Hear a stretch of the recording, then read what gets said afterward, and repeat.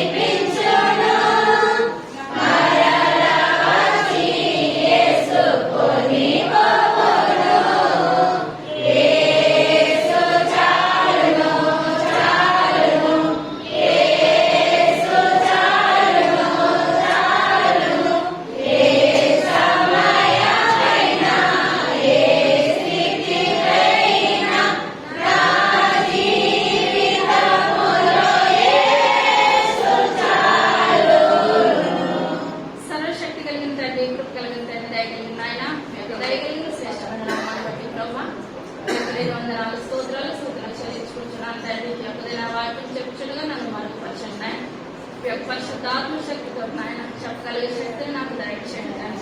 పెరగలిగే శక్తిని బిడ్డలందరికీ దయచేయండి ప్రభా. మా సంఘం నానాట్లు నాయన మీ యొక్క సన్నిధి అభివృద్ధి పొందే గొప్ప భాగ్యాలు దయచేయండి అయ్యా. అయ్యా విని విడిచిపెట్టే వారుగా కాకుండా నాయన మా హృదయాల్లో భద్రపరుచుకొని ప్రభా అయ్యా మీకు రాక పర్యంతరం నాయన మీకు నమ్మకంగానే యథార్థంగా జీవించే గొప్ప ధన్యత అందరికీ దయచేయమని త్వరగా రాబోచిన యేసయ్య నామమున పెట్టుకుంటున్నాము తండ్రి. ఆమేన్. హల్లెలూయా. చదువుకున్నాడు మళ్ళా అయితే దావీదు ఒలీవ చెట్ల కొండ ఎక్కుచూ ఏడ్చుచు తల కప్పుకొని పాదరక్షలు లేకుండా కాలినడకని వెళ్ళెను. అతని యొద్దనున్న జనులందరిలో తలలు కప్పుకొని ఏడ్చుచు కొండ ఎక్కిరి. అందులో ఒకడు వచ్చి అబ్షాలోము చేసిన కొండలో అహీతోపెలు చేరి ఉన్నాడని దావీదునకు తెలియజేయగా దావీదు యెహోవా అహీతోపెలు యొక్క ఆలోచనను చెడగొట్టుమని ప్రార్థన చేసెను. దేవుని ఆరాధించు స్థలం ఒకటి ఆ కొండ మీద ఉండెను. వారు అతిథికి రాగా ఆత్మీయుడైన హూషై పై వస్త్రమును చింపుకొని తల మీద ధూళి పోసుకొని వచ్చి రాజును దర్శనము చేసెను. చాలా ఇక్కడ మనం చూస్తున్నట్లయితే వాక్యం చాలా సార్లు చెప్తున్నాం.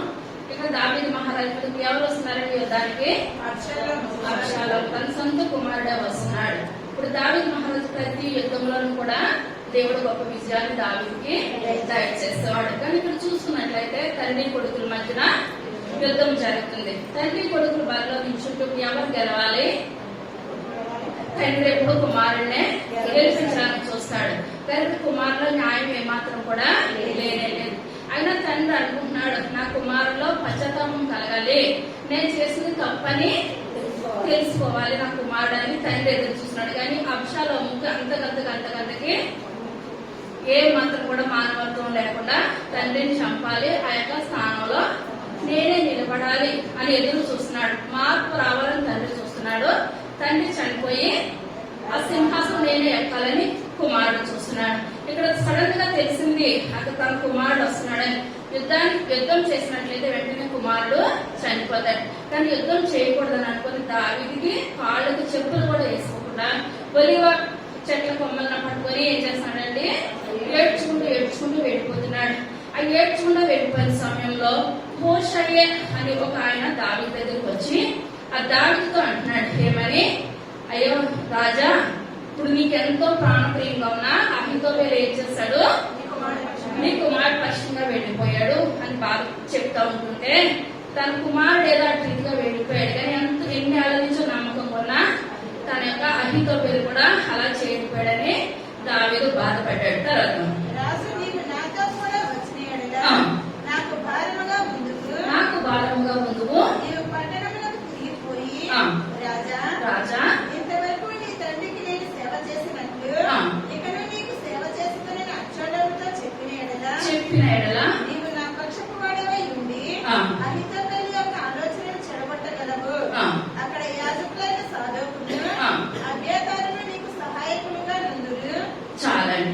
ఇక్కడ ఇప్పుడు ఇతను హూషై వచ్చి దావీదుతో అంటున్నాడు, నేను నీతోటే ఉంటాను, కొండలాంటి తిరిగినా చెట్టలాంటి తిరిగినా తినడానికి ఇది లేకపోయినా నేను ఎవరు తరుపుకుంటాను, నీ తరుపుకుంటున్నాను, నీ కుమారుడు సింహాసనం ఎక్కడ నీ కుమారుడు తరపున ఎంత మాత్రం కూడా నేను ఉండదని చెప్పినప్పుడు దావీదు అంటున్నాడు ఏమన్నానంటే, ఎందువల్లంటే ఇప్పుడు అహీతోపెలుకి రాజ్యము ఎటు తిప్పాలో ఎటు చేయాలో అంతా కూడా తెలుసు కనుక నువ్వేం చేస్తావంటే ఇప్పుడు అహీతోపెలు ఎలా వెళ్ళిపోవడాన్ని అందరూ అనుకుంటున్నారు, నువ్వు కూడా ఏం చేయాలి, నా కుమారుడు దగ్గర నువ్వు వెళ్ళిపోయి వాళ్ళు ఏం చేస్తున్నారో మంచి చెట్లు నాకు చెప్తా ఉండు. నువ్వు ఒక్కడే కాదు, అక్కడ ఎవరున్నారండి, సాదోకు అబ్యాతారు వాళ్ళిద్దరు కూడా ఉన్నారు. వాళ్ళు ఎవరు మనుషులు, దావీదు మనుషులే, మన మనుషులే. నువ్వు ఏ విషయమైనా సరే నువ్వు ఎవరెవరికి చెప్పాలి, సాదోకు చెప్పాలి, అహిమయస్సుకు చెప్పాలి. వాళ్ళిద్దరూ ఆ యొక్క దినాల్లో ఎవరనంటే యాజకులు అనమాట. ఆ యొక్క దినాలు యాజకులు అనేవాళ్ళు ఇప్పుడు ఏమంటున్నారంటే వాళ్ళని పాస్టర్లు అంటున్నారు, దేవుని నమ్మనుకున్నారు. అప్పుడు ఎవరు యాజకులు, ఇప్పుడు ఎవరు పాస్టర్లు అనమాట. ఇప్పుడు వాళ్ళు అక్కడ ఉన్నారు. ప్రతి విషయం కూడా నువ్వు సాధోకి అభ్యర్థులు చెప్పినట్లయితే వాళ్ళ కుమారులు కూడా అక్కడే ఉన్నారు. వాళ్ళు ఏం చేస్తారో ఆ వర్తమానాన్ని నాకు అందిస్తారు. తర్వాత కాబట్టి నీకు వినబడిన ఎడల సాధకుతోనూ అభ్యాతారుతోనూ దాన్ని చెప్పబడెను. సాధకు కుమారుడైన అహిమయస్సు అభ్యాతారు కుమారుడైన యోనాతాను అని వారి ఇద్దరు కుమారులు అతనున్నారు. చాలండి. ఇప్పుడు హోషై ఎవరు చెప్పాలండి, సాదోకి అభ్యాతానికి చెప్పాలి. ఇప్పుడు సాదోకు కుమారుడు ఎవరు, అహిమయస్సు. అభ్యాతారు కుమారుడు యోనాతాన్. సౌలు యొక్క కుమారుడు యోనాతాన్. అది నేను నమ్ముతానంటారా, ఏమాత్రం కూడా కాదు. ఇప్పుడు ఆ సాదోకు కుమారుడు ఎవరు, అహిమయస్సు. అభ్యాతారు కుమారుడు యోనాతాను. ఇప్పుడు సేవకులు ఇద్దరికి చెరువు కుమారుడు అక్కడ ఉన్నారు. ఎంతమంది ఉన్నారు అక్కడ, నలుగురు ఉన్నారు. తండ్రి ఎలాగున్నారో కుమారుడు కూడా దావీదు కొరకు పని చేస్తూ ఉన్నారు. ఇప్పుడు ఆ సేవకుల కుమారుడు ఇద్దరు, సాదో కుమారుడు అభ్యర్థాల కుమారుడు కూడా ఇద్దరు కూడా అక్షరం దగ్గర ఉన్నారు. కానీ అక్షరం మనుషులు అయితే ఏమాత్రం కూడా కాదు. కానీ ఈయన కరెక్ట్ గానే ఉన్నారు. ఇదే కరెక్ట్ దావీదు కుమారుడు అక్కడ యుద్ధమే జరగడానికి అవకాశం ఏమాత్రం కూడా లేనే లేదు. తర్వాత నీకు వినబడినదంతయు వారి చేత నా ఎదుట వర్తమానం చేయమని చెప్పి అతనిని పంపివేసెను. దావీదు స్నేహితుడైన హూషై పట్టణమునకు వచ్చుచుండగా అబ్షాలోమును యెరూషలేము చేరెను. చాలా ఇక్కడ ఏంటంటే దావీదేమో సింహాసనం విడిచి ఎక్కడికి వచ్చేసాడండి, బయటకు వచ్చేసేసాడు. ఇప్పుడు కొడుకు ఎక్కడికి వెళ్తున్నాడు, సింహాసనానికి కుమారుడు వెళ్తున్నాడు. అక్కడ వెళ్తోళ్ళు వీళ్ళందరూ కొడుకు యుద్ధానికి బయలుదేరుతున్నారు. యుద్ధానికి బయలుదేరితే దావీదు తరపున కొంతమంది బయలుదేరుతున్నారు, అబ్షాలోము తరపున కొంతమంది బయలుదేరుతున్నారు. అదే 2 సమూయేలు గ్రంథము 17వ అధ్యాయము 15వ వచనం. కాబట్టి హూషై అబ్షాలోమునకును ఇశ్రాయేలు వారి పెద్దలకందరికీ అహీతోపెలు చెప్పిన ఆలోచనను తాను చెప్పిన ఆలోచనను యాజకులకు సాదోకుతోనూ అభ్యాతారుతోనూ తెలియజెప్పి మీరు త్వరపడి ఈ రాత్రి అరణ్యమందు 7 దాటు స్థలంలో ఉండవద్దనియు రాజును అతని పక్షమందున్న జనులందరూ నశింపకుండానట్లు శీఘ్రముగా వెళ్లిపోవుడనియు దావీదుకు వర్తమానం పంపుడని చెప్పెను. తాము పట్టణం తట్టు వచ్చిన సంగతి తెలియబడని ఉండినట్లు యోనాతాను అహిమయస్సును ఏగ్రోవేలు దగ్గర నిలిచి ఉండగా పనికత్తె ఒకటి వచ్చి హూషై హూషై చెప్పిన సంగతిని వారికి తెలియజేయగా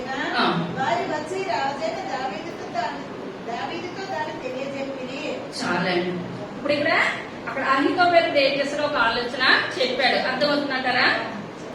అహితోపేలు ఒక ఆలోచన చెప్పి, నీ తండ్రి ఎక్కడెక్కడ ఉంటాడు ఎవరికి తెలుసండి? అహితోపేలుకి తెలుసు. దావీదు ఎన్ని యుద్ధాలు చేసినా పక్కన ఎవరున్నారు? అహితోపేలు ఉన్నాడు. కనుక ఏ పట్టణానికి వెళ్ళినప్పుడు ఎక్కడ దాక్కోవాలో, ఏ గుహ ఉంటుందో ప్రతిదీ ఎవరికి తెలుసండి? అహితోపేలుకి తెలుసు. ఇప్పుడు దావీదు ఎక్కడ దాగున్నాడో ఎవరికి తెలుసు? అహితోపేలుకి తెలుసు. ఇప్పుడు అంటున్నాడు అనమాట అహితోపేలు, ఇప్పుడు ఇక్కడ పలానా చోట యుద్ధం కనుక మీ యొక్క తండ్రి ఎక్కడున్నాడో ఒక ఏరు పక్కన దాగి ఉంటాడు. మనం సడన్ గా వెళ్లి వాళ్ళ మీద పడిపోతే ఇప్పుడు ఏమవుతారు? నీ తండ్రి ఎక్కడున్నాడో దొరికేస్తాడు. నీ తండ్రిని చంపేసా సింహాసనము నువ్వే తీసుకుందేనని చెప్పినప్పుడు కొడుకు ఏమనిపించిందంటే ఆ మాట మంచిగా అనిపించింది. మంచిగా అనిపించడం చూస్తుంటే అక్కడ ఉన్న హోషాని కంగారు వచ్చేసి హోషా ఏం చేస్తాడండి? పనిగత్తులో ఒక అమ్మాయికి చెప్పి ఇప్పుడు ఆ అమ్మాయి ఎక్కడ పట్టుకొచ్చిన వర్తమానము సాధోకి అభ్యతారికి. సాధోకి అభ్యతారికి చెప్పినప్పుడు వాళ్ళ కుమారుడు ఎవరు? యోనాతాను, అహిమయస్సు. ఇద్దరు బయలుదేరారు అనమాట. ఎక్కడికి బయలుదేరారు? ఈ వర్తమానం దావీదు మహారాజుకి చెప్తామని బయలుదేరినప్పుడు ఇప్పుడు అక్కడి నుంచి కబురు రావడము, వాళ్ళేమో హోషా ఏమో వాళ్ళ తండ్రులు చెప్పడం, వాళ్ళ తండ్రులు ఏమో కొడుకులు చెప్పడము, ఈ కొడుకులు ఇప్పుడు దావీదుకి చెప్పడం. ఎవరు అక్కడ ఒక మనిషి ఏం చేస్తాడండి? చూసేసి మీరు ఇంతగానో నమ్ముతున్నారు కదా, ఆ విషయాలు బయటికి వెళ్ళిపోతున్నాయని చెప్పినప్పుడు అభిషాలం కలిగిందండి. కోపం వచ్చేస్తుంటారు.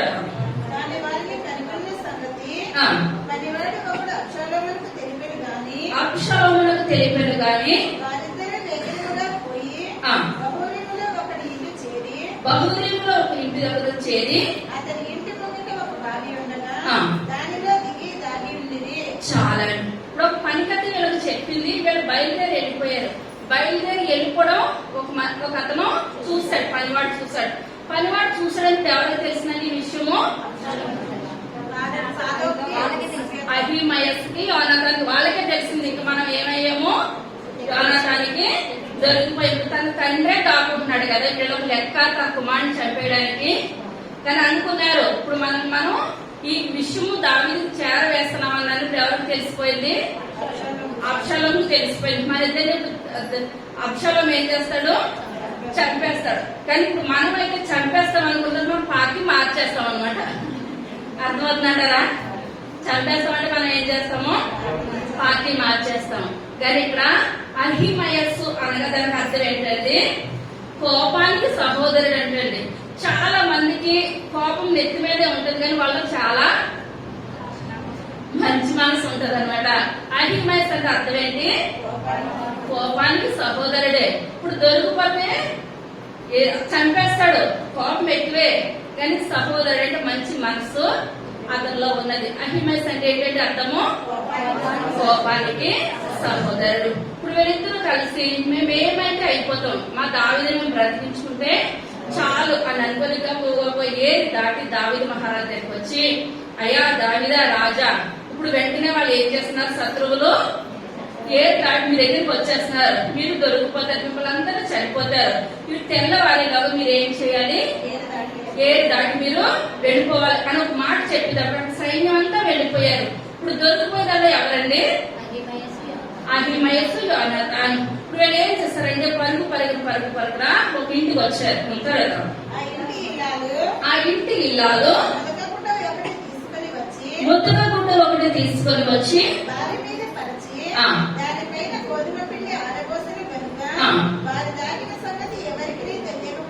తెలియకపోయాను.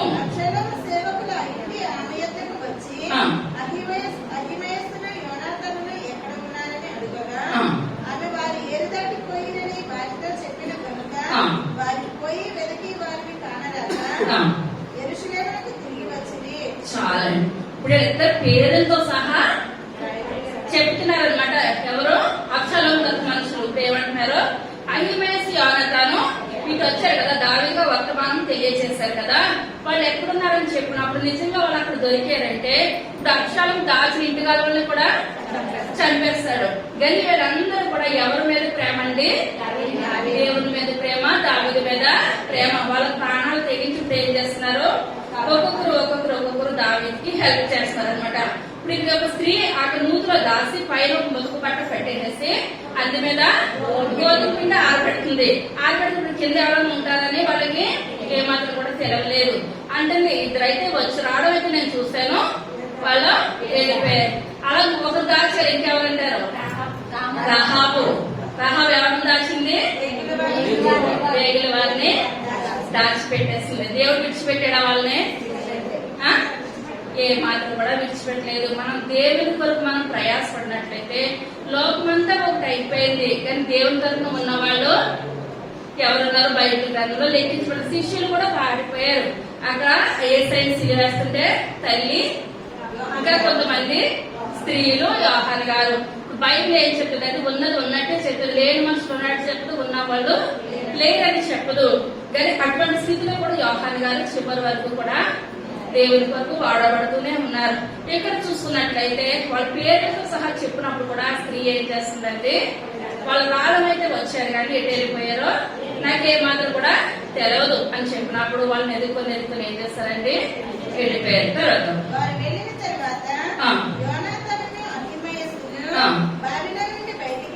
బయటికి వచ్చి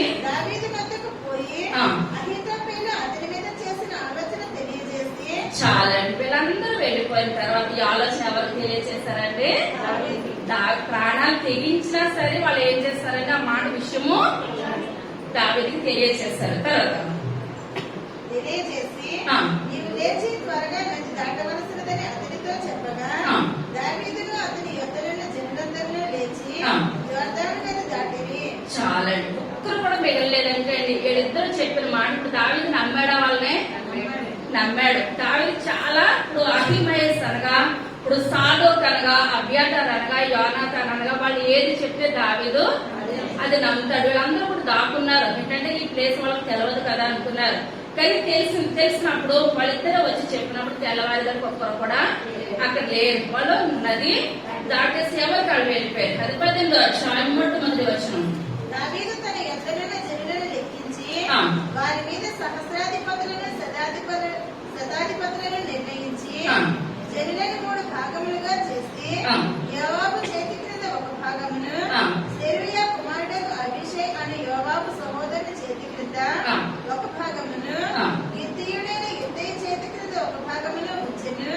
దావీదు నేను మీతో కూడా బయలుదేరుతున్న జనులతో చెప్పగా జనులు నీవు రాకూడదు, మేము పారిపోయినను జనులు దానిని లక్ష్య పెట్టరు, మాలో సగము మంది చనిపోయినను జనులు దానిని లక్ష్య పెట్టరు, మా వంటి 10,000 మందితో నీవు సాటి, కాబట్టి నీవు పట్టణమందు నిలిచి మాకు సహాయం చేయవాలని అతనితో చెప్పింది. చాలండి. పిల్లలందరూ కలిసి యుద్ధానికి ప్రయత్నం చేస్తున్నారండి.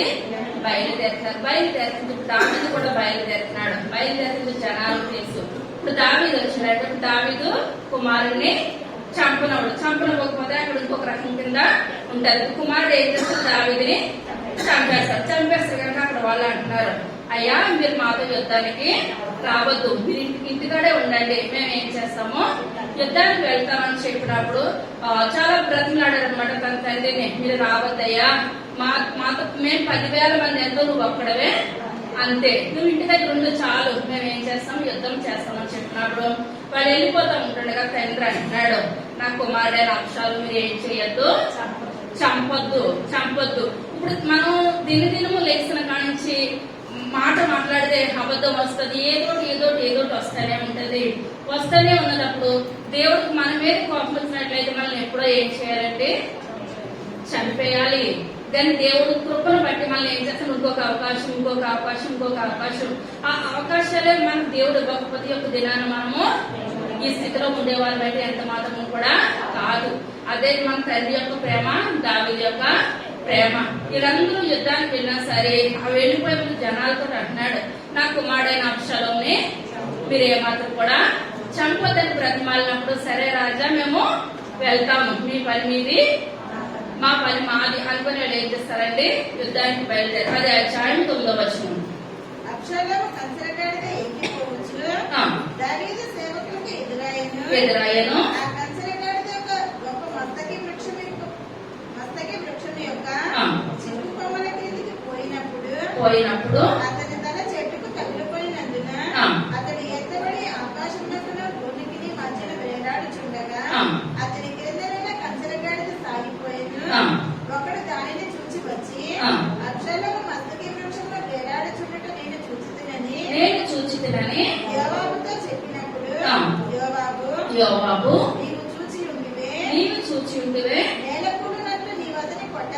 లేవి నీవతని చంపిన ఎడల 10 తులముల వెండియు ఒక నడికట్టును నీకు ఇచ్చియుందునని తనకు సమాచారం చెప్పిన వారితో అనెను.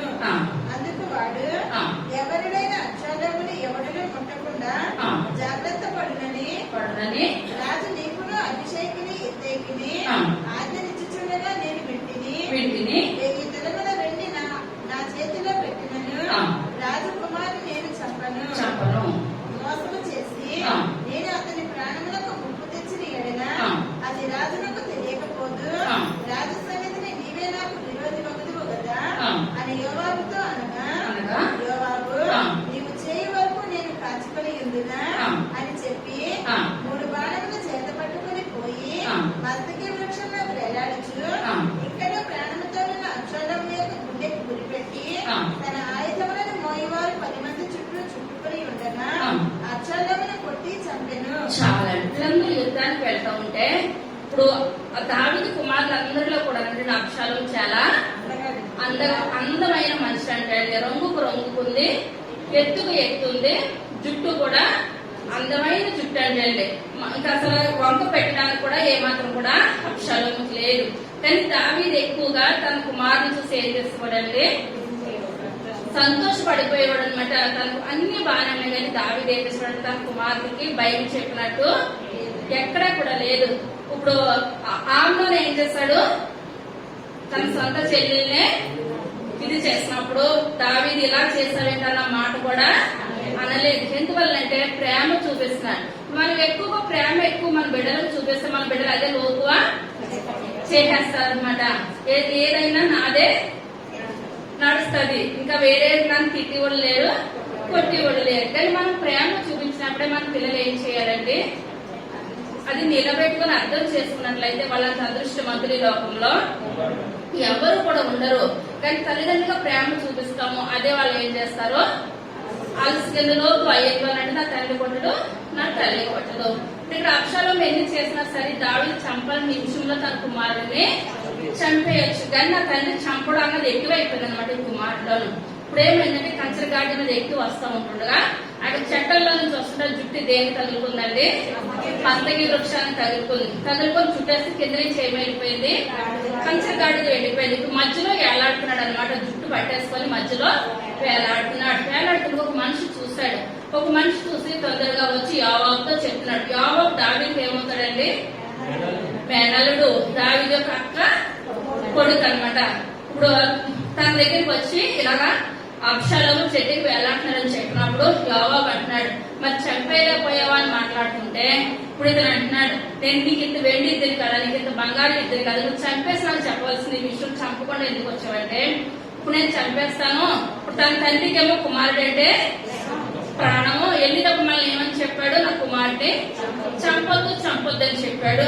ఇప్పుడు తీరమోస అక్కడికి వెళ్ళిన తర్వాత మామాళ్ళు ఇద్దరు ఒకటి అయిపోతారు, నేనే పక్కకి వెళ్ళిపోతాను, నువ్వు ఇంత బంగారం ఇచ్చినా ఇంత వెండి ఇచ్చినా నేను ఏం చేయను, నేనేమాత్రం కూడా చంపనంటే నువ్వు చంపే వరకు నేను చూస్తాను ఏంటనే వెళ్ళి ఇప్పుడు ఇతను ఏం చేస్తానండి, బాణంతో గుండెకి గురిపెట్టి చంపేసేస్తాడు. ఇప్పుడు అబ్షాలోము చనిపోయాడు. ఇప్పుడు యుద్ధం ఏమైందంటే యుద్ధం ఆగిపోయింది. ఇప్పుడు ఈ విషయం ఎవరికి చెప్పాలి, దావీదుకి చెప్పాలి. కానీ దావీదు అటు చిన్న కుమారుడు, ఇప్పుడు పాపం ద్వారా దావీదుకి ఎవరికి ఇంకొకరు ఎవరు, బెత్షెబా. దావీదుకి బెత్షెబాకి కుమారుడు పుట్టాడు. ఆ కుమారుడు వయసు ఎంత,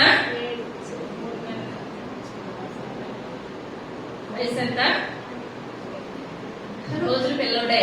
ఇప్పుడు ఆ కుమారుడు చనిపోయినప్పుడు ఆ రోజులు పిల్లోడిని కూడా దావీదు ఏం చేయలేకపోయాడండి, తట్టుకోలేకపోయి ఉపవాసం కన్నీరు కాచి ఏడుస్తున్నాడు. ప్రభా నా కుమారుడిని బ్రతికించని నేల మీద దొర్లు ఏడుస్తున్నాడు. చివరికి దేవుడు ఏం చేస్తాడు, ఆ కుమారుడిని చనిపోయిన తర్వాత అప్పుడు లేచి నాయన ఇది మీకు ఇష్టం కాలేదేమో, ఎందువల్ల నాకు చిన్న కుమారుని వదులుకోలేకపోయాడు. ఇప్పుడు చెట్టు కలిసి వచ్చిన కొడుకుని ఏమాత్రం కూడా పోగొట్టుకోలేడు.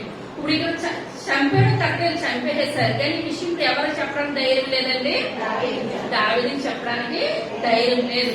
ఇప్పుడు ఎవరైనా చెప్తారు అంటే ఒక్కొక్క విషయము ఇప్పుడు మనకి లోకానుసారంగా చూసుకున్నట్లయితే ప్రతి విషయంలో నేనే ఉంటానని కొంతమంది చెప్తారు. చేసిన వాళ్ళు బాగానే ఉంటారు, చెప్పిన వాళ్ళు అయిపోతారు అనమాట. కానీ ఇక్కడ చూసుకున్నట్లయితే దావీదుతో ఈ విషయం ఎవరు చనిపోవడం అయిపోయింది, అంతా అయిపోయింది. ఈ విషయం దావీదుకి చేరాలి. దావీదు ప్రార్థన చేసేస్తున్నాడు, ప్రభా నా బాలుడైనా అబ్షాలోము తండ్రికి మనం ఎంత ఎదిగినా చిన్నవాళ్ళతో సమానం. బాలుడైన అబ్షాలోమును మీరు కాపాడండి అయ్యా, రక్షించండి రక్షించండి, దీవించండి దీవించండి అని తండ్రి ఏడుస్తున్నాడు. ఇక్కడ కుమారుడు చనిపోయాడు. కుమారుడు చనిపోయిన తర్వాత అందరూ ఎవరికి వాళ్ళు పక్క పక్కగా జరిగేస్తున్నట్టు యుద్ధం అయిపోయింది, మనం వెళ్ళిపోవాలని. కానీ యోవాబు అనుకుంటున్నాడు, నేను ఎవరిని పంపాలి, అక్కడ మా మేనమామ సరైనోడు కాదు, అక్కడ విషయం ఎవరితో చెప్పాలంటే ఇప్పుడు ఇక్కడ ఎవరు బయలుదేరుతాను అంటున్నారండి. చదువుకుందాం. అప్పుడు జనులను ఇక హతము చేయక విలువవలసినదని యోవాబు బాగా ఉదింపగా ఇశ్రాయేలును తరుముకొని పోయిన జనులు తిరిగి వచ్చిరి. జనులు అబ్షాలోము యొక్క కళేబరమును ఎత్తి అడవిలో ఉన్న పెద్ద గోతిలో పడవేసి పెద్ద రాళ్ల కుప్ప దాని మీద పేర్చిన తరువాత ఇశ్రాయేలులందరూ తమ తమ ఇళ్లకు పోయిరి. తన పేరు నిలుపుటకు తనకు కుమారులు లేరనుకుని అబ్షాలోము తాను బ్రతికి ఉండగా ఒక స్తంభము తెచ్చి దాన్ని రాజులోయలో తన పేరట నిలువబెట్టి అతడు ఆ స్తంభములకు తన పేరు పెట్టి ఉండెను. నేటి వరకు అబ్షాలోము స్తంభమని దానికి పేరు. సాదోకు కుమారుడైన అహిమయస్సు నేను పరిగెత్తుకుని పోయి యెహోవా తన శత్రువులను ఓడించి తనకు న్యాయము తీర్చిన వర్తమానము రాజుతో చెప్పేదనగా యోవాబు ఈ దినమున ఈ వర్తమానము చెప్పతగదు, మరి ఒక దినమున చెప్పవచ్చును. రాజు కుమారుడు మరణమాయను కనుక ఈ దినమున వర్తమానము తీసుకుని పోతగదని అతనితో చెప్పెను.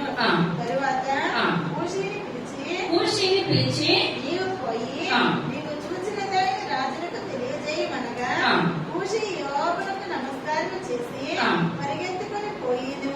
చాలండి. ఇక్కడ మనం చూసుకున్నట్లయితే కుమారుడు చనిపోయాడు. చనిపోయిన తర్వాత యోవాబు అనుకుంటున్నాడు, ఈ విషయం ఎవరికి చెప్పాలి, దావీదుకి చెప్పాలని అనుకుంటా ఉంటుండగా అహిమయస్ వచ్చి ఇప్పుడు ఏమంటున్నాడండి, నేను ఈ విషయము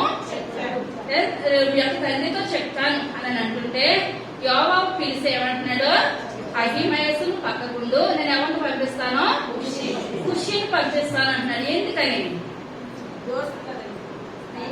చెప్పాలి, చెప్పండి, మీకు ఏది వస్తుందో చెప్పండి. ఎవరు నమ్మకమైన వారు? ఖుషి నమ్మకమైన వాడు. మీరు ఆగండి, ఇంకా చెప్పగలుగుతారా?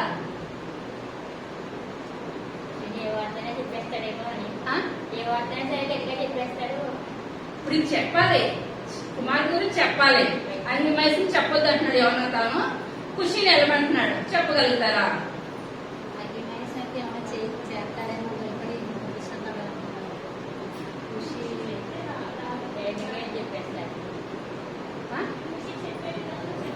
చెప్పే విధంగా చెప్తాడు, ఏదో కోపంగా చెప్తారా?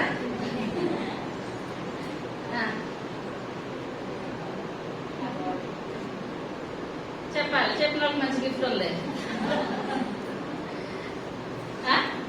అహిమయస్ ఏమైనా చేస్తాడేమో భయపడి ఆయన ఆపి పంపించారు. ఇద్దరే కలవాడారు. అహిమయస్ ఏమైనా చేస్తాడేమో దావేదని చప్పట్లు కొడతాము రాజుకి. దేవుడి నామానికి వదనాలు. ఇప్పుడు అహిమయస్ వెళ్ళి దావీదు దగ్గరికి వెళ్ళి వర్తమానం చెప్తే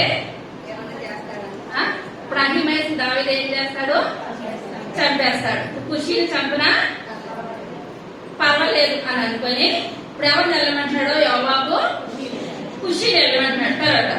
తర్వాత ఖుషీని పిలిచి నీవు పోయి నీవు చూసిన దానిని రాజులకు తెలియజేయమనగా ఖుషీ యోవాబునకు నమస్కారం చేసి పరిగెత్తుకుని పోయిను. అయితే సాదోకు కుమారుడైన అహిమయస్సు ఖుషీతో కూడా నేను పరిగెత్తుకుని పోవుటకు సెలవిమ్మని యోవాబుతో మనవి చేయగా యోవాబు నాయన నీవెందుకు పోవలెను? చాలా ఇప్పుడు ఎవరిని పంపడానికి ఇష్టపడలేదు, అహిమయస్సుని. మళ్ళా అతను పంపించావు కదా, నన్ను ఎందుకు పంపించు అని ఇప్పుడు ఎవరు అడుగుతున్నారు? అహిమయస్ అడుగుతారు, ఖుషిని పంపుతున్నావు కదా, నన్ను ఎందుకు పంపమంటే భుజం మీద చేసి యోవాబు అంటున్నాడు, నాయన నీకు ఎందుకు అంత తొందర? కొంతమంది ప్రతి విషయంలోనూ కూడా ఇప్పుడు అహిమయస్ ఏం చేస్తున్నాడు, తొందర పడిపోతున్నాడు. నేను వెళ్తాను అంటే యోవాబుకి ఏంటంటే దావీదుకి ఇప్పుడు రాజులకి కోపం వచ్చినా తట్టుకోలేము, సంతోషం వచ్చినా తట్టుకోలేము. సంతోషం వస్తే గిఫ్ట్లు ఇచ్చేస్తారు, కోపం వస్తే చనిచేస్తారనమాట. ఇప్పుడు ఖుషి చనిపోయినా పర్వాలేదని అనుకుంటున్నాడు. ఇప్పుడు అహిమయస్సు చావద్దు, చనిపోవద్దనని అతను ముందుగానే నాయన నీకు తొందర ఎందుకు, నీకు అన్నింటిలో కూడా తొందర పడిపోతున్నావు, నువ్వేమాత్రం కూడా తొందర పడద్దు, తను వెళ్ళని అని చెప్పినప్పుడు దాన్ని అహిమయస్కి ఏంటంటే ప్రాణాలను తెగించినా సరే ఆ విషయాన్ని ముందే ఏం చేయాలి, నేనే చెప్పాలి ప్రతి విషయంలోనూ కూడా నేనే ముందుండాలి. దావీదును చంపేసినా నన్ను ఏం కాదు కానీ నేనేం చెప్పాలి, దావీదుగా వర్తమానం చెప్పాలని ఖుషి వెళుతా ఉండగా వేరే అడ్డదారిలో నుంచి ఎవరు వెళ్ళిపోతున్నారండి, అహిమయస్ ఇద్దరు కూడా పరుగున దావీదు మహారాజు దగ్గరికి ఆ వర్తమానం పట్టుకొని వెళ్తున్నారు. తర్వాత చెప్పుటకు నీకు బహుమానం తెచ్చి విశేషమైన సమాచారం ఏదీ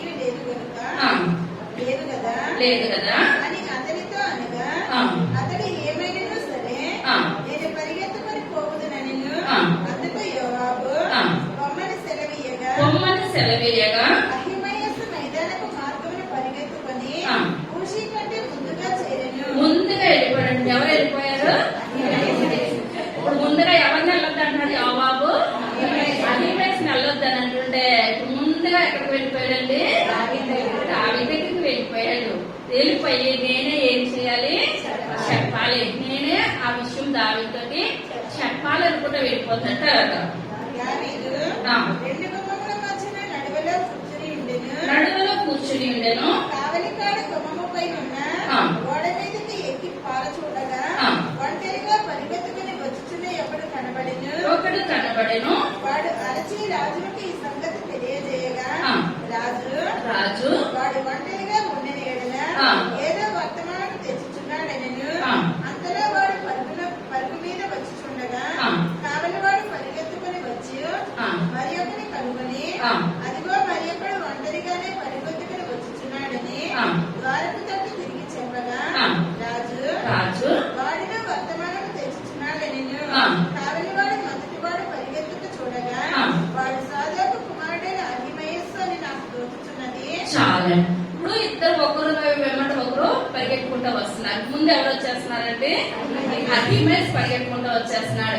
వీళ్ళు యుద్ధానికి వెళ్ళారు కానీ రాజులు ఏం చేస్తారు, ఎత్తైన ప్రదేశంలో ఉండి ఎక్కడో దూరంగా ఉన్న వాటిని చూస్తారు. ఎవరు యుద్ధానికి వస్తున్నారు మన మీద, ఎవరు యుద్ధానికి వస్తున్నారు. ఇప్పుడు ఏంటంటే ఏదో వర్తమానము తెస్తారు. ఇప్పుడు తన కుమారుని చేతులు కాళ్ళు కట్టేసేసి నేను మారిపోయి నాయన అనేటట్టు చేస్తారేమో అని అనుకుని తండ్రి ఏం చేస్తున్నాడండి, ఎదురు చూస్తూ ఉన్నాడు. ఎదురు చూస్తూ ఉంటాడు. ఇప్పుడు సింగల్ గానే వస్తున్నారు, పరిగెత్తుకుని వచ్చేస్తా ఉంటుంటే దావీదుతో అంటున్నారు అక్కడ కావలి వారు, అయ్యా ఒకరిద్దరు పరిగెట్టుకుంటూ వస్తున్నారు, ఒక అతని కన్నా ఒక అతను ఇంకా ముందు పరిగెట్టుకుంటూ వస్తున్నాడు అని చెప్పినప్పుడు ఇంకా దగ్గరికి వచ్చేటప్పుడు వాళ్ళ మొఖాలు ఏం చేస్తాయండి, కనిపిస్తున్నప్పుడు ఆ కావలి వారు అంటున్నారు ఆ మొదటి వచ్చే వాళ్ళు ఎవరో నాకు చెప్పండి అని చెప్పినప్పుడు అయ్యా మొదటి వచ్చే వారు ఎవరు కాదు, సాదోకు యొక్క కుమారుడైన అహిమయస్ వస్తున్నాడు అని చెప్పినప్పుడు ఇప్పుడు మన ఇంటికి ఎవరైనా అతిథులు వస్తున్నారనుకోండి, లేకపోతే ఎవరైనా వస్తున్నారనుకోండి, మనకు తెలుస్తుంది ఏదో వచ్చారంటే మనం మనసు విప్పి మాట్లాడుకోవచ్చు. వేరే వాళ్ళు వస్తున్నారనంటే గప్చిప్ అన్నమాట. ఎందువల్లంటే చాలా జాగ్రత్తగా ఉండాలి. నాకు తెలుస్తుందా తెలవదంటారా, తెలుస్తుంది. ఇప్పుడు ఇక్కడ ఎవరు వస్తున్నారు, వచ్చి మనుషులను బట్టి కూడా ఏదో కంగారు పడుతున్నారు. ఎవరు వస్తున్నారు కబురు చెప్పడానికి, ఎవరు వస్తున్నారంటే సాదోకు కుమారుడైన అహిమయస్ వస్తున్నాడని చెప్పినప్పుడు దావీదు కూర్చున్నవాడు పైకి లేసి అంటున్నాడు, అయ్యో అహిమయస్ ఇటువంటి వాడు మంచివాడు, శుభవార్త పట్టుకొస్తాడు. ఎందువల్లంటే మన తండ్రి కూడా మన నోటు కూడా ఏ వార్త కావాలని అనుకుంటున్నాడండి, శుభవార్త, మంచి వార్త. ఇప్పుడు అప్పుడు దావీదు దాని నుంచి బేర్షెబా వరకు కూడా పరిపాలన చేస్తున్నాడు. అప్పుడు గోత్రాలు ఇంకా విడవబడలేనప్పుడు దాని నుంచి బేర్షెబా వరకు ఎంత జనం ఉన్నారో ఇప్పుడు అంత జనములో కూడా ఇప్పుడు మన సీఎం ఎవరండి, మనకు ఆంధ్రలో వస్తారు కానీ తెలంగాణలో ఇప్పుడు అతను మంచివాడు చెడబడమని జీవితం చెప్పేయచ్చు, మనకు మంచి చేస్తే మంచి అంటాం, లేకపోతే లేదని అంటాం. కానీ ఆ రేవంత్ రెడ్డి వచ్చి పలానా వాళ్ళు మంచోడని మనకు చెప్పారనుకోండి, మనము ఒక మైకి పట్టుకొని పలానా వాళ్ళు మంచోళ్ళు అనుకొని అంటూ స్టేజ్ మీద చెప్పారనుకోండి, ఒక సీఎం గాని పిఎం గాని, మనం ఎక్కడ భూమి మీద నిలబడమన్నమాట. ఏంటి వాళ్ళకి అంత గొప్ప గొప్ప వాళ్ళతోటి మనం మంచి అని చెప్పించుకున్నట్లయితే సంతోషం అన్నమాట. కానీ ఈ యొక్క రాజులు కూడా మనుషులు అనేక మంది వాళ్ళ దగ్గరికి వస్తారు, మాట్లాడుకుంటారు, వెళ్ళిపోతూ ఉంటారు. కానీ వాళ్ళ మనస్తత్వాలు కనిపెట్టి రాజు దావీదు ఏమంటున్నాడండి, అహిమయస్ చాలా మంచివాడు. కానీ ఇంత దావీదే ఒప్పుకుంటున్నాడంటే అతనిలో ఏమున్నదండి, మంచితనం, నీతి, యథార్థత. ఇప్పుడు తండ్రి ఏంటి, కుమారులు ఏంటి, తండ్రి దావీదు గురించి ఎంతగానో ప్రాణాలకు తెగించి పోరాడుతున్నారు, పని చేస్తున్నారు. అయ్యో తండ్రి మంచివాడే, కుమారుడు కూడా చాలా మంచివాడే. అయ్యో అహిమయస్ వస్తున్నాడని చెప్పేటప్పటికి దావీదుకి ఏమంటే ఆనందం వచ్చేస్తుంది, సంతోషం వచ్చేస్తుంది. ఆ కుర్రవాడు చాలా మంచోడు, ఆయన యవనస్తుడు చాలా మంచివాడు. తన మూతిలో పెట్టేసినప్పుడు వాళ్ళు ఊపిరి ఆడిపోయినప్పుడు ఏమవుతుంది, వాళ్ళ ముతుకుబాటు వేసేసింది, పైన గోధుమ పిండి వేసేసింది. కానీ దేనికైనా వాళ్ళు ఏం చేస్తున్నారు, సిద్ధంగా ఉన్నారు. దావీదు అంటున్నాడు, అహిమయస్ వస్తున్నాడు కదా, నాకు మంచి వార్త చెప్తారు, చాలా మంచోడు, తొందరగా వచ్చేయనివ్వండి నా దగ్గరికి, అహిమయస్ ని తొందరగా వచ్చేయనివ్వండి అని మాట్లాడతాడు. తర్వాత మొదటి వాడు పరిగెట్టుకుని చూడగా వాడు సాదాకు కుమారుడైన అహిమయసు అని నాకు తోచుచున్నది అనినప్పుడు రాజు వాడు మంచివాడు మంచి తనకు అండర్లైన్ చేసుకోండి. ఇప్పుడు పెద్ద పెద్ద వాళ్ళతోటి దేవుడితో మనం ఏమనిపించుకోవాలి, మంచివాడు. యోబు గురించి దేవుడు ఏ సాక్ష్యం ఇచ్చాడండి, నీతిమంతుడు, యథార్థవంతుడు, న్యాయవంతుడు. ఊజు దేశంలోనే అంత మంచివాడు మరలా లేడు, అంత ధనవంతుడు లేడు, అంత మంచివాడు కూడా లేనే లేడు. అబ్రహాం గురించి ఏ సాక్ష్యం ఇచ్చాడు దేవుడు,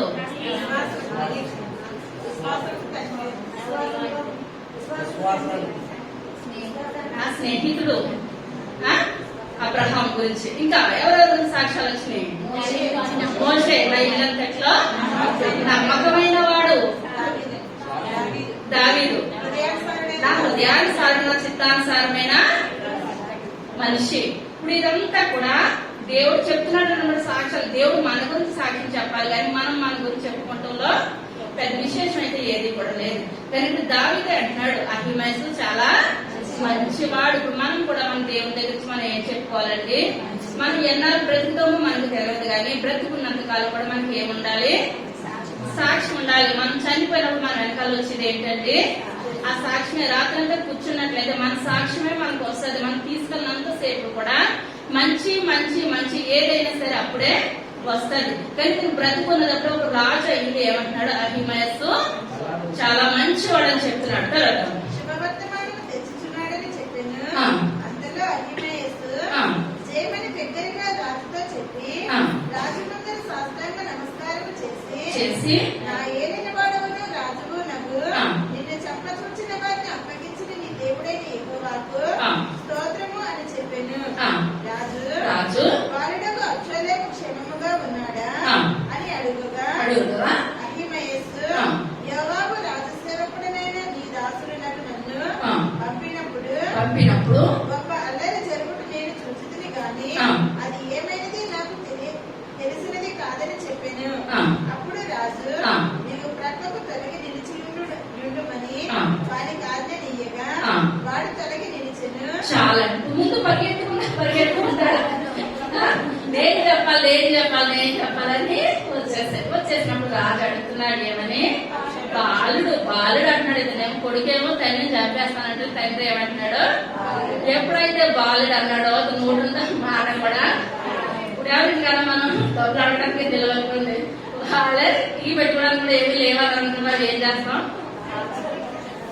మాట్లాడకుండా ఏది ఇలా పనండి మేము చూసిపోదామని వచ్చాము. ఎందుకుగా అడిగినా వేసిగా అందరికి వచ్చేస్తాం. ఇక్కడ బాలుడుగా అభిషాలు మంచిగా ఉన్నాడని చెప్పేటప్పటికి నాకు యోగం ఎదిరించే సన్నదారిలో కూడా వచ్చేసేసాడు అనమాట అహిమయస్. ఎప్పుడైతే బాలుడైన అభిషాలం అన్నాడో, అయ్యా అభిషాలం ఏమయ్యాడో నాకు తెలియదు, నేను వస్తా ఉంటుంటే అక్కడ అల్లరి జరుగుతుంది, గొప్ప అల్లరి జరిగిపోతుంది, వెళ్ళి దావీదుతో చెప్పానని యోగం నా దగ్గరికి పంపించాడు. అయ్యా అల్లరి తప్పించిన ఆ విషయం నేను అవసరం అంటారా? ఏది కూడా లేనే లేదు. అయినప్పుడు దావీదు అంటాడు పక్కకు ఒక అతను వస్తున్నాడు. అది ఏ మాట చెప్తాడో నేను ఆలోచించాలి. నువ్వేంటంటే నువ్వు వచ్చిన దాన్ని నువ్వు పక్కకు జరిగేసాయని చెప్పిన అప్పుడు పక్కకు వెళ్ళిపోయాడు. ఎవరు వస్తున్నారండి? ఖుషి వస్తున్నాడు అనమాట. తర్వాత అందులో ఖుషి వచ్చి ఆ. నా ఏలినవాడా రాజా నేను నీకు శుభ సమాచారం తెచ్చి తిని ఆ.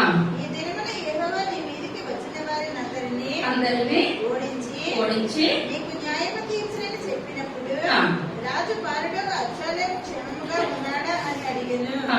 అందుకు ఖుషి చెప్పినదేమనగా ఆ. నా ఏలిన వాడవును ఆ. రాజువు నాకు నీ శత్రువులను ఆ. నీకు హాని చేయవలని నీ మీదికి వచ్చిన వారందరూ ఆ. ఆ బాలుడు ఉన్నట్టుగానే ఎందురుగాక. ఆ. అప్పుడు రాజు బహు కలతపడి ఆ. గుమ్మములకు పైగా నున్న గదికి ఎక్కిపోయి ఏడ్చుచు ఆ. సంచరించుచు నా కుమారుడు అబ్షాలోమా ఆ. నా కుమారుడు అబ్షాలోమా అని కేకలు వేయించు ఆ. అయ్యో నా కుమారుడా ఆ. నీకు బదులుగా నేను చనిపోయిన ఎడల ఎంత బాగుండును. ఆ. నా కుమారుడు అబ్షాలోమా ఆ. నా కుమారుడా అని ఏడ్చుచు వచ్చెను. చాలండి. ఇప్పుడు ఖుషి వచ్చినప్పుడు రాజా నమస్కారం అని చెప్పినప్పుడు బాలుడకు అక్షరం ఎలా ఉన్నాడని చెప్పినప్పుడు ఇది ఏం అనట్లేదు. అయ్యా మీ మీదకి ఎవరైనా శత్రువులు వచ్చారంటే మొదటి నుంచి మీతో పాటు మేము యుద్ధానికి వెళ్తున్నాం కదా, ఏ శత్రువైనా గెలిచినట్లు చరిత్రలో లేదు కదా. మీ మీదకి ఏ శత్రువు వచ్చినా శత్రువుకు దేవుడు ఏం చేస్తున్నాడు? శిక్ష విధించేస్తున్నాడు. అక్కడ తన మన అన్నది దేవుడు చూపించాడు కదా.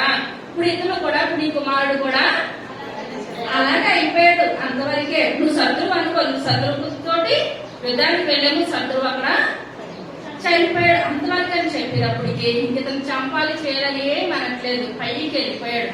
ఆ కుమారుడు గురించి నా కుమారుడా అబ్షాలోమా నీకు బదులుగా నేను చనిపోయినా ఎంత బాగుండును అని దావీదు మహారాజు ఏం చేస్తున్నాడంటే ఏడుస్తున్నాడు, కన్నీరు కారుస్తున్నాడు. తర్వాత సమయం లేదు కనుక రాజ్యాల్లో ఉంటాడు. యోవాబు వచ్చి అంటున్నాడు, నువ్వు ఇలాగే ఉన్నట్లయితే ఇప్పుడు బయట యుద్ధానికి వెళ్ళినప్పుడు వాళ్ళు చనిపోయినప్పుడు మనం ఎంతో సంతోషంగా వస్తున్నాం. నీ కుమారుడు విషయంలో నువ్వు ఇలా కలతగా నలతగా ఉన్నట్లయితే రాజ్యము ఎందుకు కాకుండా పోతుంది. అంటే మీకు ఒక న్యాయమా మాకు ఒక న్యాయమా అని జనాలు అనుకుంటారు. ఎంత బాధ ఉన్నా సరే బయటకు నువ్వేం చేయాలి? మామూలుగా తిరగాలి. యుద్ధం గెలిచి నీ జనాలందరూ వచ్చినప్పుడు నువ్వేం చేయాలి? వాళ్ళతోటి సంతోషంగా మాట్లాడాలి, ప్రేమతో మాట్లాడాలని చెప్పినప్పుడు అతను కళ్ళని తుడుచుకొని వాళ్ళందరికీ వచ్చి నమస్కారం చేసి దావీదు వెళ్ళిపోయాడు. అది 2వ సమూయేలు గ్రంథము 1వ అధ్యాయం 1వ వచనం. దావీదు అమాలేకీయులను హతం చేసి తిరిగి వచ్చెను. సౌలు మృతి నొందిన తరువాత అతడు సిక్లగులో 2 దినములుండెను. 3వ దినమున బట్టలు చింపుకొని తల మీద బుడ్డి పోసుకొని ఒకడు సౌలు నద్ద నిన్న దండులో నుండి వచ్చెను. అతడు దావీదును దర్శించి నేలను సాగిలపడి నమస్కారం చేయగా దావీదు నీవెక్కడి నుండి వచ్చితివని అడిగాను. అందుకు వాడు ఇశ్రాయేలు సైన్యముల నుండి నేను తప్పించుకొని వచ్చితినెను. జరిగిన సంగతులేవో నాతో చెప్పుమని దావీదు సెలవీయగా వాడు జరిగిన యుద్ధమందు నిలవలేక పారిపోయి అనేకులు పడి చచ్చిరి. సౌలును అతని కుమారుడైన యోనాతానును మరణమైరి అనెను. సౌలును అతని కుమారుడైన యోనాతానును మరణమైనని నీకెలాగో తెలిసినదని దావీదు వానిని అడుగగా వాడిట్లనెను, గిల్బోవ పర్వతమునకు నేను అకస్మాత్తుగా వచ్చినప్పుడు సౌలు తన ఇంటి మీద ఆనుకుని ఉండెను. అతడు రథములను రౌతులను తనను వెనువెంట తగులుచుండును చూచి వెనుక తిరిగి నన్ను కనుగొని పిలిచెను. అందుకు చిత్తము నా ఏలినవాడా అని నేనంటిని. నీవెవడవని అతడు నన్ను అడగగా నేను అమాలేకీయుడనని చెప్పి తిని, అతడు నా ప్రాణము ఇంకా నాలో ఉన్నది గాని తల త్రిప్పు చేత నేను బహు బాధపడుచున్నాను. నీవు నా దగ్గర నిలువబడి నన్ను చంపమని సెలవీయగా ఎలాగో పడిన తరువాత అతడు బ్రతుకుడని నేను నిశ్చయించుకుని అతని దగ్గర నిలిచి అతని చంపితిని. తరువాత అతను తన మీద ఉన్న కిరీటమును హస్తకంకణములను తీసుకుని నా ఏలినవాడవైన నీ యొద్దకు వాటిని తెచ్చి ఉన్నాను చాలండి. ఇప్పుడు సౌలును తన కుమారుడైన యోనాతాను యుద్ధానికి వెళ్ళారు. యుద్ధానికి వెళ్ళినప్పుడు ఈ యొక్క వాక్యం కూడా చాలాసార్లు చెప్పిన ఈ యొక్క యుద్ధానికి వెళ్ళక ముందే దేవుడు ఏం చెప్పాడండి? సౌలు చనిపోతాడు, యోనాతాను కూడా చనిపోతాడు. చనిపోతాడని చెప్పినప్పుడే ఆ ముందు రోజు ఎక్కడికి వెళ్ళారు?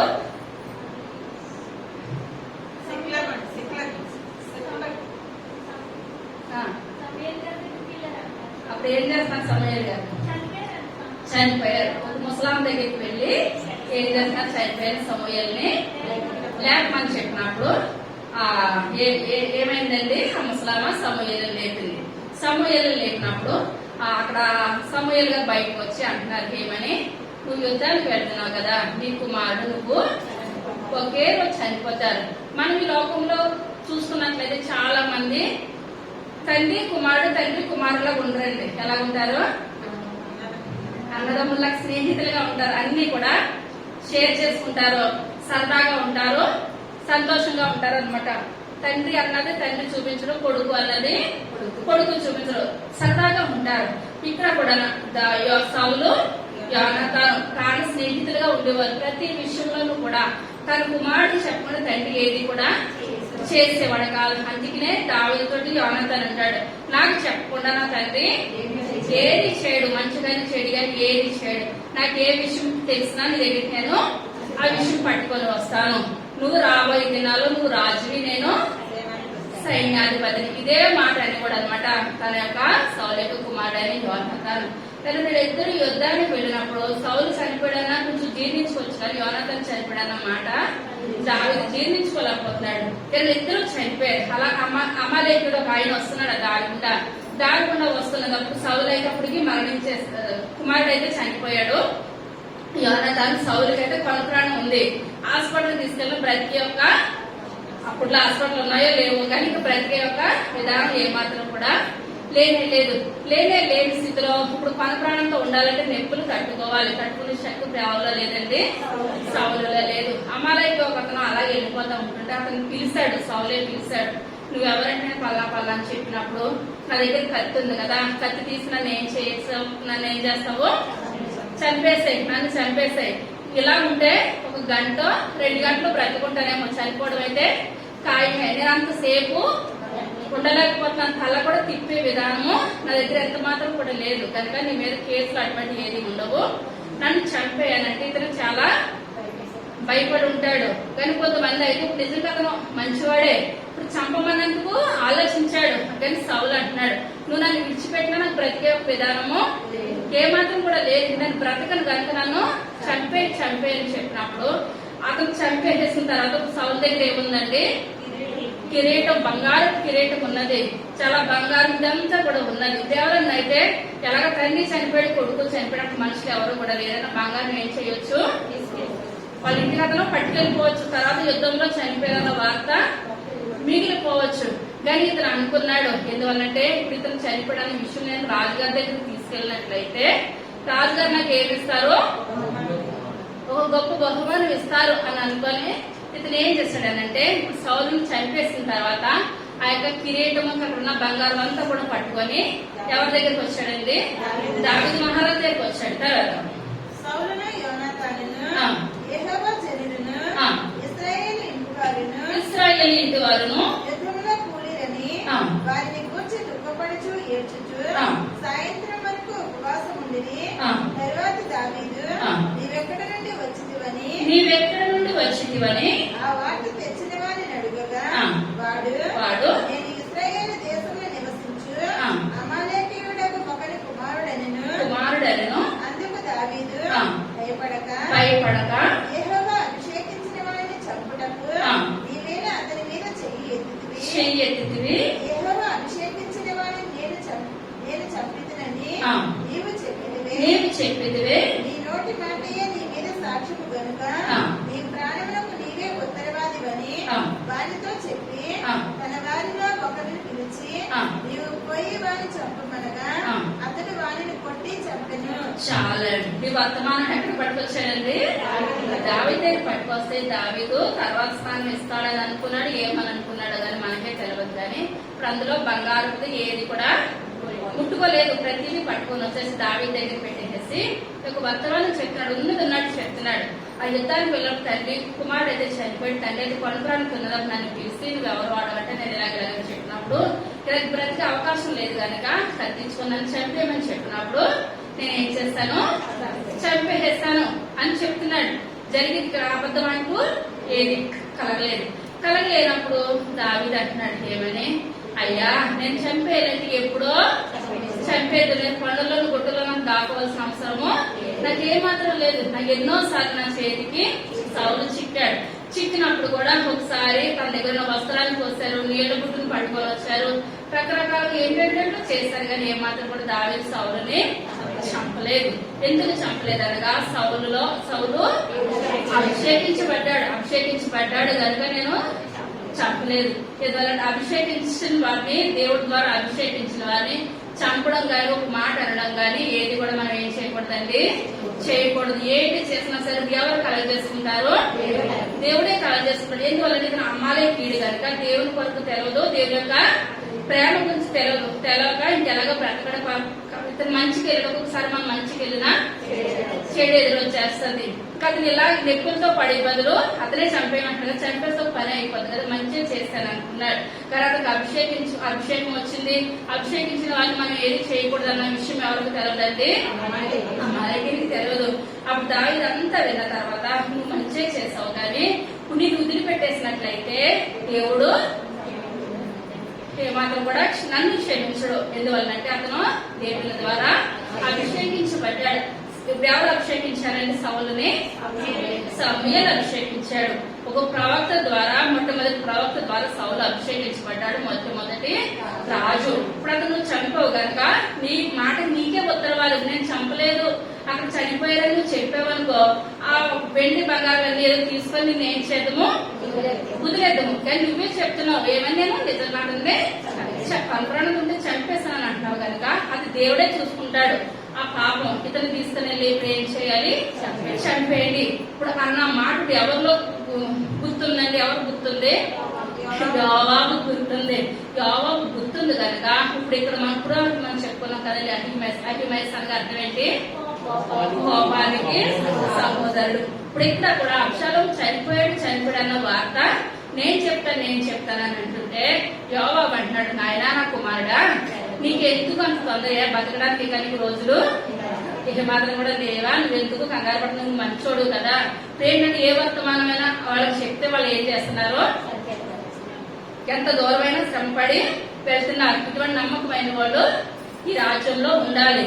మరి ఇంతకన్నా నమ్మకమైన అహీతోపేలు అబ్షాలోము వైపు తిరిగిపోయాడు కనుక నువ్వు ఇటువంటి మంచోడు కనుక నువ్వు కాసేపు ఆగు నాయన అన్నా సరే ఏమాత్రం కూడా ఆగలేదు. కానీ అక్కడికి వెళ్ళిన తర్వాత ఆయన నోటుని ఎవరు సరిచేస్తారండి, దేవుడే సరిచేస్తాడు. మనము 2 వారాల కింద సౌలు గురించి చెప్పుకున్నాం. ఆ సౌలు మాట్లాడుతూ ఉంటుంది. సౌలు పౌలుగా మారినప్పుడు అక్కడ అధిపతులతోటి పెద్దలతోటి మాట్లాడుతుంటే దేవుడు ఏమన్నాడు, ఏ మాట ఇప్పుడు మాట్లాడు, నేను నోటుకుంటా నేనే మాట్లాడిస్తాను, నేనే చెప్తాను, నీ శక్తి నీ బలం అయితే ఏ మాత్రం కూడా కాదు. కానీ మనం ప్రతి విషయంలో కూడా ఈ స్థితిలో మనం ఉన్నామంటే మన శక్తి మన బలం అయితే ఏ మాత్రం కూడా కాదు. దేవుడు నిలబెట్టాలి, దేవుడు మనల్ని వాడుకోవాలి. కానీ అక్కడికి వెళ్ళినప్పుడు ఆ యొక్క ఖుషి వచ్చి ఆ వర్తమానం చెప్పాడు, దావీదు చంపేసిన ఖుషిని చంపలేదు. ఎందువల్లంటే అతనిలో అభిషేకము ఎవరిలో లేదండి, అబ్షాలోము అభిషేకము లేదు. తండ్రికి అభిషేకం ఉన్నది కానీ కొడుక్కి అభిషేకం లేదు. అభిషేకం లేని వాళ్ళు చనిపోయినా సరే ఆ వార్త పట్టుకొచ్చినప్పుడు ఎవరిని చంపలేదు, ఖుషిని చంపలేదు. చంపిన ఒక